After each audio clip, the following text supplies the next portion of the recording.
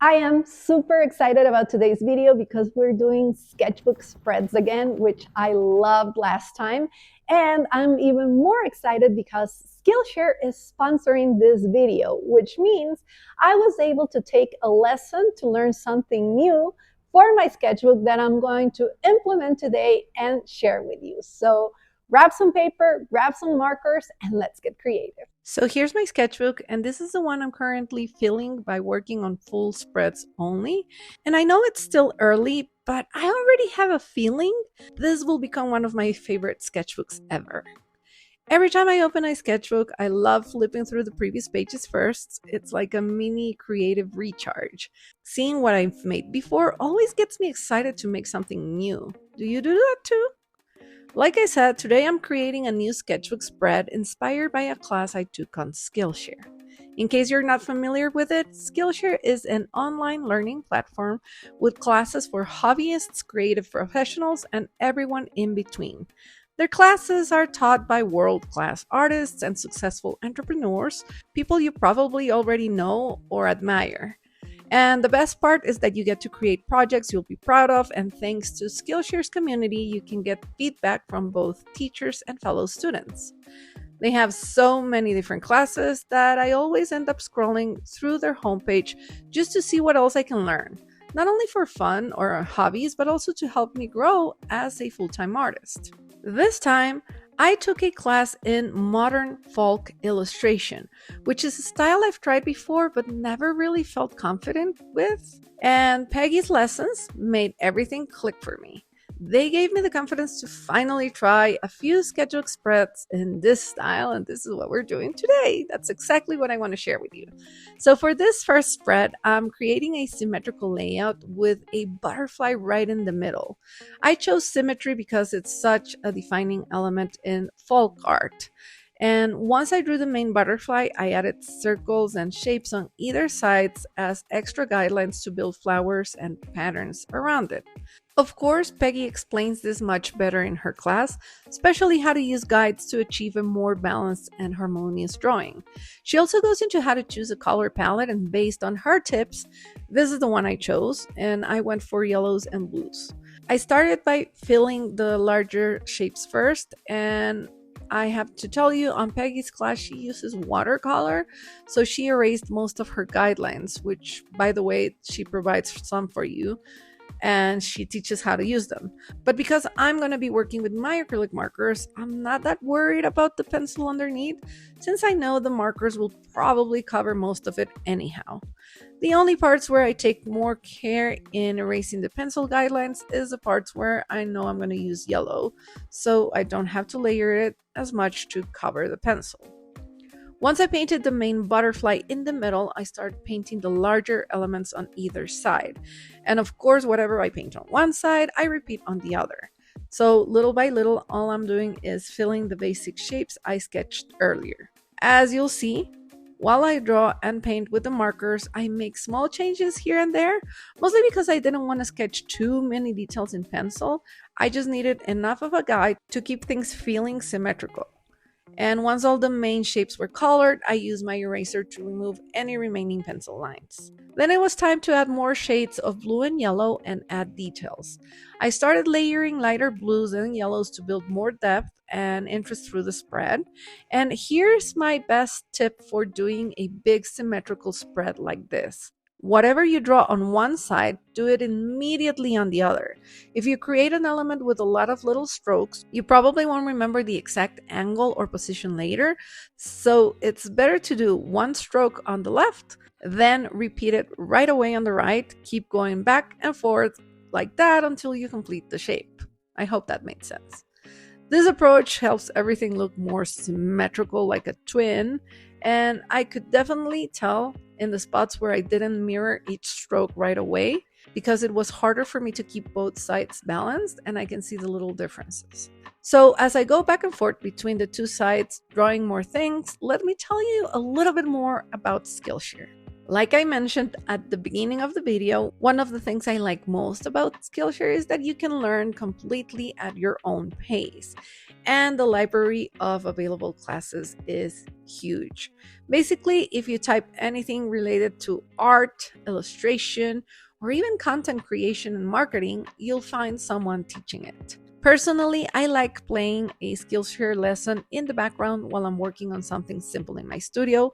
For example, while I was watching Peggy's class on modern folk art, I was also working on the witch transformation I shared with you last week, which, by the way, was actually a nutcracker, if you didn't know, that I turned into a witch. If you missed that video, go check it out and give it some love because I have to admit, I've been a little sad about how it performed. I like that idea. Well, maybe my next Skillshare class should be about how to make better thumbnails and my videos more attractive, and then you'll be more willing to click. But truly, every time I go on Skillshare looking to grow a specific skill, I always find something new, and I love that I can save classes I want to take for later. So, if you're like me, and you're always excited to learn something new, you can start Skillshare today because the first 500 people to use the link in the description or scan the QR code on your screen will get a 1 month free trial of Skillshare plus 20% off their first payment. Now, back to what I learned. Once I was happy with the overall layout, it was time to start layering in all the tiny details. Something I discovered from Peggy's class is that modern folk art is a bit like the bold and easy coloring trend. You can make it as simple or as detailed as you want, meaning you can stop once everything's filled with color, or you can keep adding as many little accents as you'd like. I decided to go all in and add tons of details, especially on the biggest flowers and on the butterfly. And I'm honestly obsessed with how this spread turned out. It's bright and beautiful, it is balanced, and I keep thinking this design would be so pretty on a tea towel, on a notebook, or like on anything you want to customize, really. Okay, moving on. I was so excited to start my second spread because my first one turned out okay. I'm not really great with symmetry, and this is beautiful. So I have to say though, now that I'm recording this, doing a voiceover, I think I might have worked backwards. Like, I think I started with the most complicated spread, and then I made it simpler as I went on. Or maybe this one is more complex. We'll see. For the second spread, I wanted to create portraits of my dogs. You know how much I love them, and I thought it would be so fun to paint cartoonish versions of them, surrounded by a bright folk style design on a classic black background. I started with Tiago, my adopted Shih Tzu, and gave him a big head and a small body, kind of in the style I always draw characters. Then I sketched Chiquitita, my Pekingese, but because her snout is so cute when she looks to the side, I tried drawing her in a cute profile view, and that did not match the other drawing at all. So I erased it, tried it again with a larger head, and no, I had to erase it again. It wasn't working, so finally I decided both portraits would face forward. They're very cartoony, and I gotta be very honest with you, I did go to Pinterest for inspiration on how to draw each breathe. But with that aid, neither drawing looked like my dogs. So I went on a little mission around the house to find them.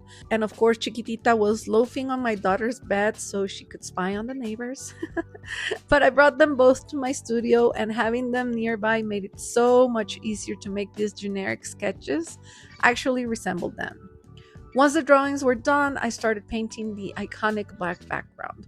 For Tiago's page, I used regular acrylic paint because I know this is a faster technique that would probably yield a more even result, even though it is trickier to get clean edges with a brush.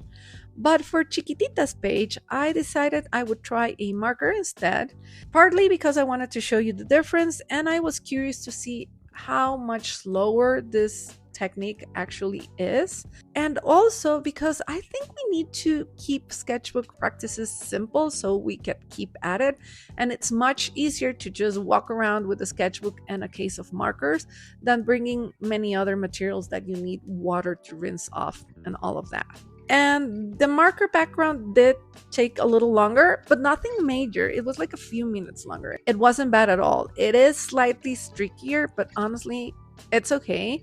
And I actually preferred it because it didn't warp the page like the acrylic did. So from now on, I'm sticking to markers only for this sketchbook. It's so satisfying and I love that decision already. With the backgrounds done, it was time to color the portraits. I used paint markers again, a mix of my Ohuhu Direct ink markers, which are my favorites, and the Artex ones. Because that set is larger, I have 90 colors and it has more skin tones that were perfect for the dogs. This is actually why, when people ask me which acrylic markers I recommend, I always say it depends on what you're making. If you ever want me to recommend some, just leave a comment and tell me what kind of projects you're working on so I can give you the best advice possible. My faves will be the best for most things, I think, but there are exceptions, so yeah.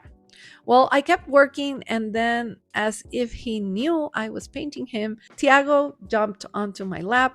And no, it was actually because it started raining and he got scared. So you'll see his little head and paw pop into frame now and then. It's always harder for me to work like that with him on my lap. So I'm going to shamelessly blame him for that weird paw I drew. It's totally his fault. Well, it's my fault for spoiling him so much. As his portrait dried, I moved over to Chiquitita's page and I used the same mix of markers to get her colors right. Ready for the next step and my best tip of the day. Before adding the fault patterns, I coated both backgrounds with clear gesso. That might sound like an unnecessary step with the acrylic markers, but I thought it was key because gesso prevented the juicy paint markers from picking up the black pigment underneath. That way the color stayed brighter and opaque with fewer layers. So once the gesso dried, I started building the designs. Lots of symmetrical folk elements inspired by the research I did before starting the spread. And what I loved about modern folk art is how it borrows from different cultures. For example, the colors I chose here reminded me of Mexican folk art, the embroidered art they make, but I also got inspired by Scandinavian references. And I thought about using Ecuadorian embroidery too, but then I forgot. The best part is that you can mix influences and make this your own. You can use whatever you want and it will work. I had so much fun creating this spread because I wasn't overthinking it. I just kept layering and mirroring shapes on both sides. And when something didn't work, like when I realized those yellow dots ruined the symmetry of the heart, I just covered them and adjusted. Once I felt the composition was looking nice, I stopped drawing new elements and I added more details and small accents on top of the shapes that I already had. And when I finished with Tiago, I tried to recreate the same design on the opposite page to match the two portraits. It's not perfect, but it worked, and here it is, my finished spread. This one was definitely more time consuming than the first, but this could be because of the portraits, because I had to paint the dogs. But I'm really happy with how it turned out. I think for me to absolutely love it though, I would have to do it again, refining the idea even more. But for a first try, I'm really happy with it. And again, you can clearly see the page where I used acrylic paint got all crinkled. So yeah, no more of that. We're officially sticking to acrylic markers from now on. Like I said before, I'm obsessing. All right, moving on. I think I work backward through these spreads because this next one is the easiest of them all, and maybe the one I had the most fun creating too. I was a little tired at this point, so I wanted to do something simpler and also start building my own little library of folk elements, if that makes sense. I imagined this spread as a collection of cute folk inspired stickers. To start, I grabbed two shades of pink and I drew a bunch of shapes to fill most of the space. Circles, rounded rectangles, and squares, whatever fit nicely into the layout. Once both pages were filled, I started sketching some simple botanical folk designs on top. For these two rectangles in the center, I decided to draw the same flower on each, keeping things super simple. I wasn't overthinking it, I was just trying things, seeing what I liked best, and not just visually, but also what process felt most natural to me. You can absolutely look for reference on Pinterest if you like, but it's also fun to just make them up as you go. It's perfectly fine to copy elements you see and then tweak them, experimenting a little until you discover what feels like you. Honestly, This might be my favorite page of the day, and it's not because of the final result, though I do love how it turned out, but because of how relaxing it felt. I had zero pressure for it to look balanced or perfect. So if you're new to this style like I was, maybe start here. Making smaller drawings that stand alone really takes the pressure off compared to creating one large, complex composition. And since everything shares the same limited color palette, each little design ends up working together as a whole, even if the shapes don't match or some look a little weird. This is actually one of my favorite sketchbook tricks. If you are unsure or you're feeling a little bit intimidated by what you're doing, limit your color palette a lot. Even go monochromatic. It helps you stop worrying about color and focus more on having fun. I think that's what made me enjoy this spread so much. I threw the pressure of color matching and composition out the window, and that freedom made me more confident to try new things, lines, and elements, and even the ones I didn't love ended up looking nice in the full layout. If you look closely, the left side of the book might be my favorite, probably because I did it second, once I was already warmed up, but I still experimented on both sides, and that's what made it so enjoyable. And now that I think of it, I should have used clear gesso on top of the background here too, just to make things easier. But I didn't, so I had my heat gun next to me to quickly dry each color as I went, so I could layer colors faster, and it still worked out fine. I also really love the color combo I chose, pink, red, and teal. It was so good. And my very last flower ended up being my favorite of the page, probably because I had gotten so much practice by then. It really shows you how even filling just one spread gives you enough repetition to improve and learn something new. And that's it. That's how this spread turned out. The shapes don't all fit perfectly, and there are a couple of drawings that are honestly pretty ugly, but it still works as a whole, and most importantly, it made me happy to create it. Here are the other pages we finished today, and maybe now you can see why this is becoming my favorite sketchbook. I love how cohesive it all feels and that smooth, solid marker finish. Please let me know which of the three spreads was your favorite. Thanks again for watching, and a huge thanks to Skillshare for sponsoring the video. I hope you're having the most wonderful day and that I'll see you next week. Bye!